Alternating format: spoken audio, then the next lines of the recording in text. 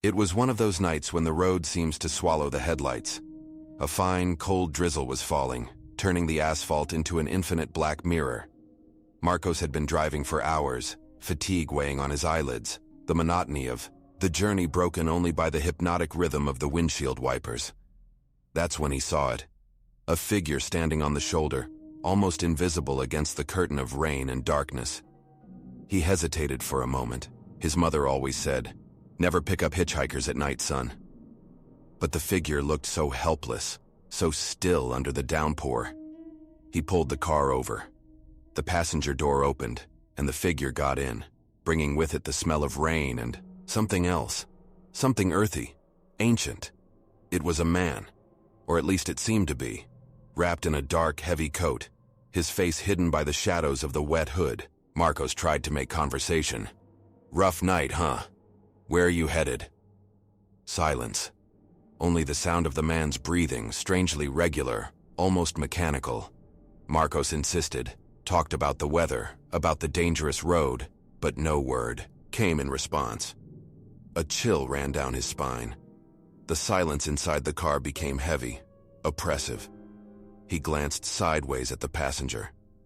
The man kept his head down, hands hidden in his coat pockets. There was a stillness about him that wasn't natural, an immobility that began to chill Marcos's blood. The earthy smell intensified, almost suffocating now, mixed with the damp odor of the passenger's clothes. A cold seemed to emanate from the silent figure, a cold that didn't come from the rain outside but from within, deep and unnatural. Marcos felt the hairs on the back of his neck stand up. The air inside the car felt thick, hard to breathe. He noticed that the raindrops running down the man's coat didn't seem to actually wet it, but rather slid over a surface, waterproof, almost oily. The immobility was so complete that the man could have been a statue, were it not for the rhythmic breathing, a constant and disturbing bellows. Marcos tried to turn on the radio, anything to break the unbearable tension, but only got a sharp screech of static that seemed to mock his attempt. He quickly turned it off. The silence returned, even heavier. He risked another glance to the side. The hood still hid the face, but he noticed something that made him hold his breath. Despite the cold he felt emanating from the passenger, there was no sign of condensation on the window pane next to him. It was as if the man wasn't really there, or as if he didn't breathe the same air. Reason fought against instinct, but primal fear began to scream that something was terribly wrong. Suddenly, the man lifted his head. Marcos couldn't see the face under the hood, only a strange glint where the eyes should have been. A low sound, a guttural murmur, escaped the invisible lips. It wasn't words, it was something different. A violent shiver shook Marcos. He floored the accelerator, his heart pounding in his chest. He needed to leave that figure behind as quickly as possible. He looked to the side again. The passenger seat was empty, the door still closed. The earthy smell lingered in the air, stronger now. But the man had disappeared, simply vanished. Marcos drove like a madman, eyes wide, scanning the darkness outside. He stopped miles ahead, at the first illuminated gas station he found, hands trembling on the steering wheel. He tried to calm himself, to tell himself it was fatigue, the rain, his imagination playing tricks. But as he looked in the rearview mirror, at the dark road he had come from, he had the terrible certainty that he was not alone. He felt invisible, eyes on him, the silent presence of the passenger still there, somewhere, waiting, 4 friends. An old car. A night trip that promised adventure, but delivered a nightmare. They took a shortcut, one of those secondary roads that look promising on the map but actually get lost in the middle of nowhere.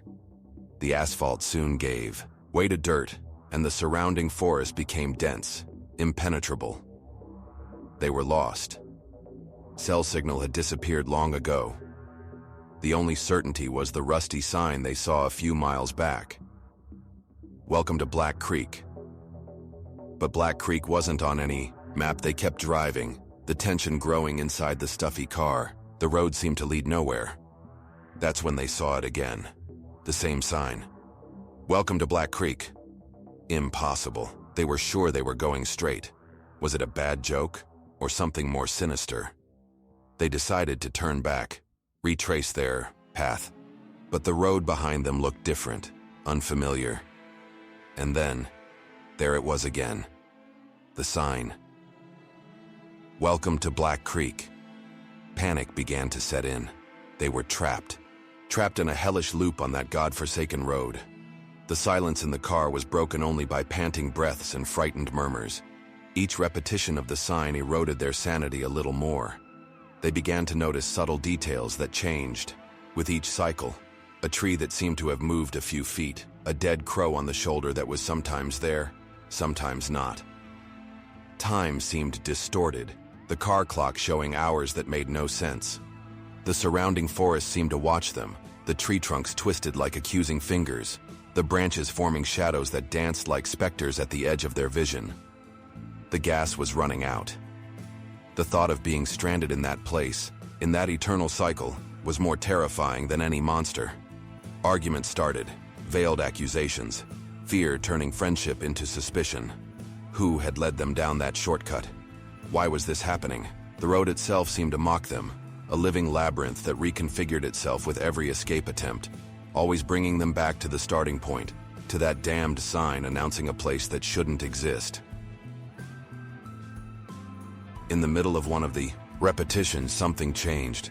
A figure stood in the middle of the road, under the faint moonlight filtering through the trees. It wasn't human. It was tall, slender, with long, contorted limbs, and eyes that glowed with a pale, sickly light. The car braked sharply, skidding on the dirt.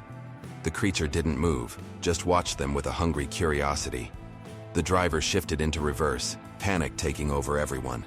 But the road behind them was no longer there. Only absolute darkness. The only option was to go forward, past the creature. They accelerated, closing their eyes, waiting for the impact that never came. When they looked back, the creature was gone. But the feeling of being hunted remained. They kept driving, each curve revealing the same landscape, the same cursed sign. Welcome to Black Creek. The despair was palpable. Were they doomed to wander that road forever, trapped in that endless cycle with that thing lurking in the darkness? Or was there a way out? An exit that might perhaps be worse than the loop itself? The truck cabin was a small universe of warm light and engine noise against the dark vastness of the highway.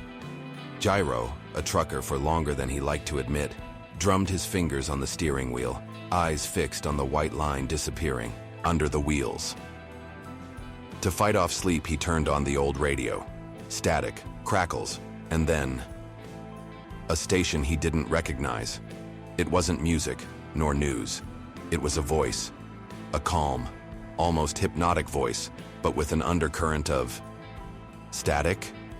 Or was it suffering? The voice spoke about the road ahead. It described accidents in disturbing detail, mentioned dangerous stretches, warned about shadows that dance on the asphalt. Gyro frowned.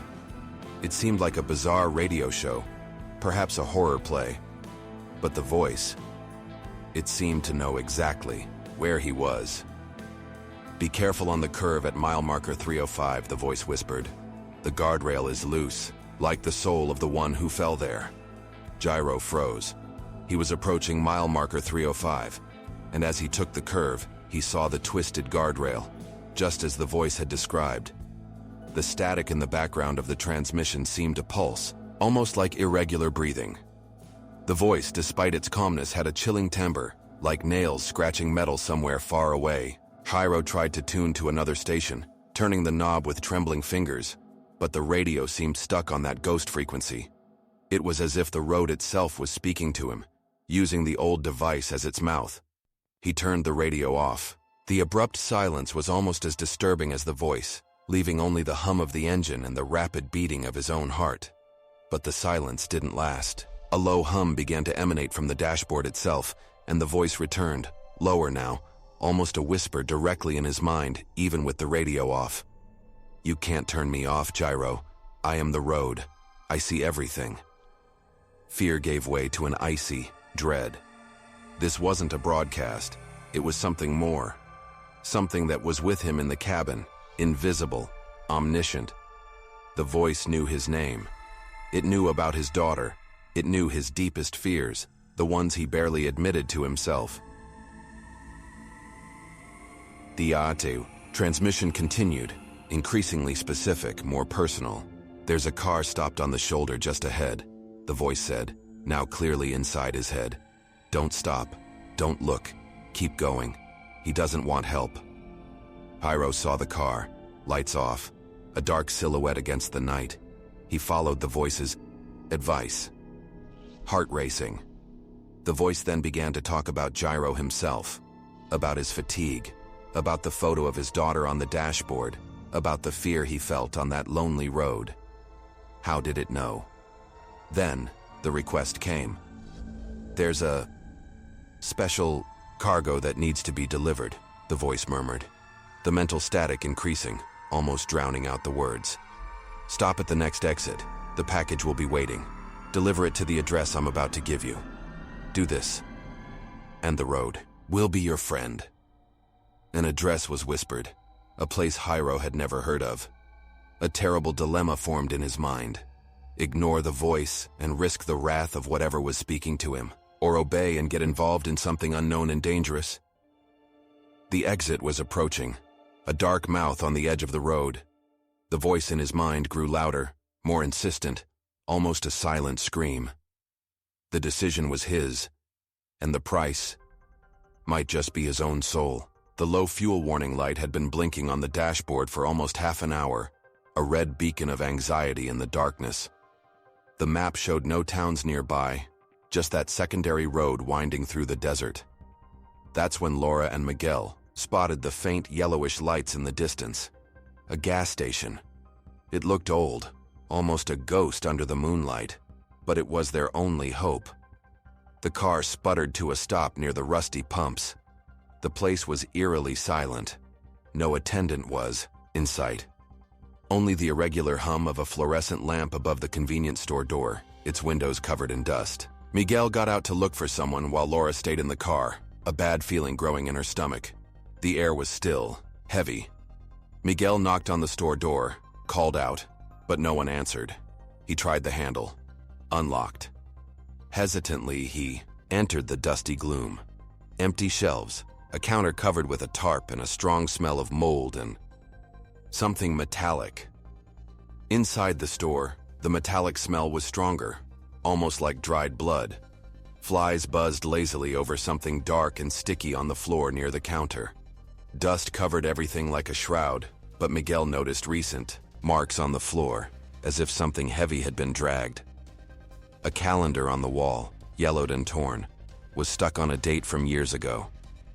The sense of abandonment was complete, yet it contrasted with the oppressive feeling that they were not alone there. Every creak of the floorboard sounded like approaching footsteps. Laura watched from the car, her heart tight. She saw a shadow move inside the store behind Miguel. She screamed, but the sound died in her throat. Miguel turned, startled, but there was nothing there. He quickly came out, breathing heavily. "There's no one here, Laura. Let's get out of here." But when he tried to start the car, it failed. Dead. Panic began to take hold. That's when they heard a noise coming from the back of the station. A slow, heavy dragging sound. They decided to investigate, armed only with a weak cell phone flashlight. Behind the station, they found a metal door slightly ajar. The sound was coming from there. They pushed the door open, and the flashlight beam revealed a scene straight out of a nightmare. Rusty tools hung from hooks, dark stains covered the concrete floor, and in the corner, a hunched figure, back to them, rummaging through something on the ground. The figure turned slowly. It wasn't human. The face was a crudely stitched leather mask, grotesquely tight over features that shouldn't exist. The eyes were empty, wet holes. In its bony, dirty hands, it held a piece of raw meat, which pulsed slightly under the flashlight beam. The metallic smell was overwhelming in that room. The walls were splattered with the same dark liquid as the floor. The figure let out a guttural grunt, a bubbling, wet sound, and began to rise, dragging a deformed foot that seemed fused to an old, torn boot. Its movements were jerky, unnatural. A scream escaped Laura. They ran back to the car, pure terror propelling their legs. The figure followed them, slow but relentless, the sound of its dragging echoing in the silent night. They managed to get into the car, lock the doors. Miguel desperately turned the key. The engine coughed, sputtered, and started. Tires screeching, they fled the abandoned gas station, the image of that creature, and the metallic smell forever etched in their minds. The low fuel warning light was still blinking. The road goes on, a black river under a starless sky. We've heard 4 echoes from the darkness, 4 whispers of what can happen when night meets the solitude of the asphalt. A passenger who wasn't there, a road that refuses to end, a voice that knows your deepest fears, a refuge that reveals itself to be a deadly trap. Are they just stories? Legends told to frighten unwary travelers? Perhaps. But the next time you're driving late at night on that deserted road, with the darkness pressing against the windows, and you see a lone figure on the shoulder, or feel like you're passing the same spot again and again, or hear a strange voice on the radio, remember these stories. Fear is real. The unknown lurks in the shadows at the edge of our reality, especially here, where civilization ends and the night reigns supreme. The roads hold more secrets than we can imagine, and some of them are best left buried in the darkness. So, drive carefully, keep your eyes on the road and your doors locked, and above all, think twice before stopping. You never know who or what might be waiting for a ride in the dead of night.